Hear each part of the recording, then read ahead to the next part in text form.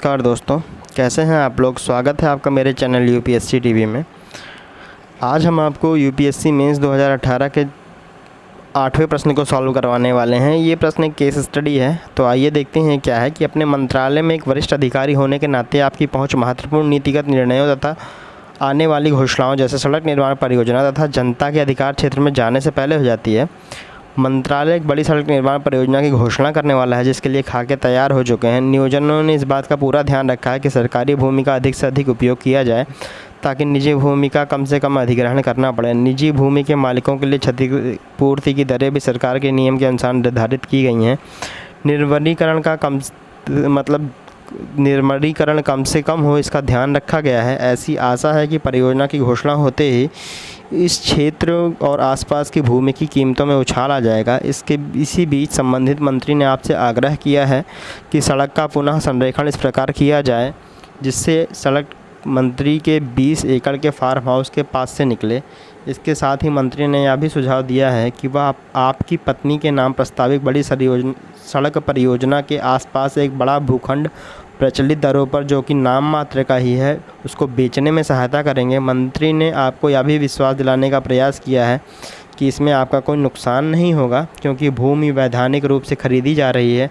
वह आपसे यह भी वादा करता है कि यदि आपके पास पर्याप्त धनराशि नहीं है तो उसकी पूर्ति में भी वह सहायता करेगा, लेकिन सड़क की पुनः संरेखण में बहुत सी कृषि योग्य भूमि का अधिग्रहण करना पड़ेगा, जिससे सरकार पर वित्तीय भार पड़ेगा तथा किसान भी विस्थापित होंगे। केवल यही नहीं, इसके चलते बहुत सारे पेड़ भी काटने पड़ेंगे, जिससे पूरे क्षेत्र का हरित आवरण समाप्त हो जाएगा।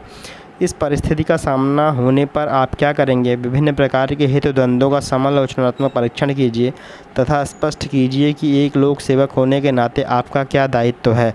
तो चलिए दोस्तों, ये सॉल्व कीजिए। पहले इसको मैं कुछ देर वीडियो पॉज कर दे रहे हैं, फिर मिलते हैं वीडियो को सॉल्व करने के लिए।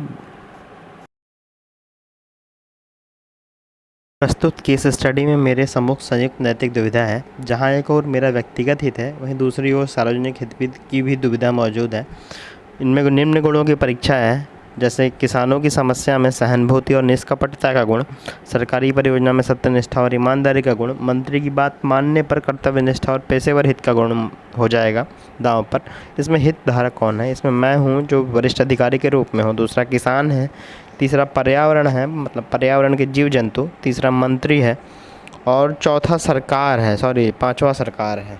तो आइए देखते हैं इसमें हितों का द्वंद्व क्या है। पहला है व्यक्तिगत हित बनाम सार्वजनिक हित, अर्थात मैंने अगर मंत्री जी का प्रस्ताव मान लिया तो मुझे लाभ होगा, परंतु किसानों की समस्याएं जैसे विस्थापन होगा, उनका पुनर्वास होगा, उनका पुनर्वास करवाना पड़ेगा। और किसान जहाँ रहते हैं वहाँ उनकी जो है कुछ कल्चर होते हैं, वहाँ उनके कुछ त्यौहार होते हैं, तो वो भी ख़त्म होने की उनकी संभावनाएं हो जाएंगी, तो उनकी संभावनाएं बढ़ जाएंगी। दूसरा होता है पेशेवर हित बनाम दलगत राजनीति, मतलब मंत्री की बात अगर मैंने मान ली तो मुझे लाभ तो भविष्य में भी हो सकता है और मंत्री भी मुझे लाभ पहुंचाने की हो सकता है कि भविष्य में कोशिश करे, परंतु अगर भविष्य में मुझ पर भ्रष्टाचार का आरोप लगता है और इसके आधार पर अगर मुझ पर कार्रवाई की जाती है तो मुझे इससे बचना जो है असंभव हो जाएगा मेरे लिए। तीसरा है पर्यावरण हित और मेरा हित, और मेरे साथ जो है जो मंत्री का हित जुड़ गया है।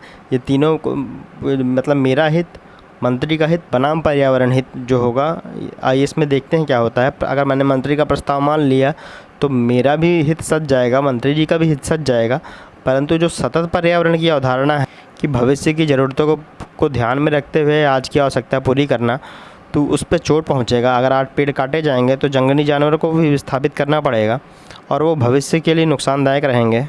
सरकार पर भी वित्तीय बोझ बढ़ेगा और अगर मंत्री का प्रस्ताव मान लिया जाता है तो अगर सरकार पर वित्तीय बोझ बढ़ता है तो सरकार जो है हो सकता है दूसरी परियोजनाओं का पैसा निकाल के इसमें लगाए, जिससे दूसरी परियोजनाएं रुकेंगी और दूसरी परियोजनाओं पर दूरगामी प्रभाव पड़ेगा। तो जो लोकतंत्र की एक धारणा है कि कम से कम संसाधनों का कुशलतम दोहन, उस पर भी एक प्रभाव पड़ेगा। और ये भी हो सकता है कि अगर वित्तीय बहुत ज़्यादा पड़े तो सरकार ये ही परियोजना रोक दे, तो इसलिए ना मंत्री का ही काम होगा ना आपका ही काम होगा। तो इसीलिए एक नैतिकता के पक्ष को भी ध्यान में रखते हुए मुझे मंत्री की बात नहीं माननी चाहिए।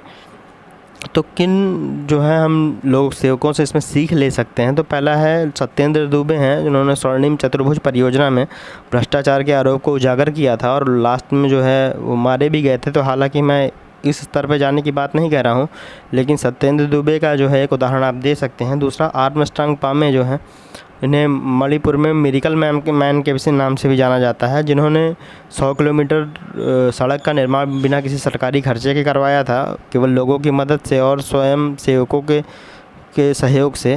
मेरा दायित्व क्या है, तो मैं मंत्री को भविष्य के नतीजे संबंधी कार्ड दिखाऊंगा, उन्हें समझाने का प्रयास करूंगा कि यह ना उनके हित में रहेगा ना मेरे हित में रहेगा। मैं अपने वरिष्ठ अधिकारियों को सूचित करूंगा और विसल्स ब्लोअर जो है इसमें बनने का प्रयास किया जाएगा।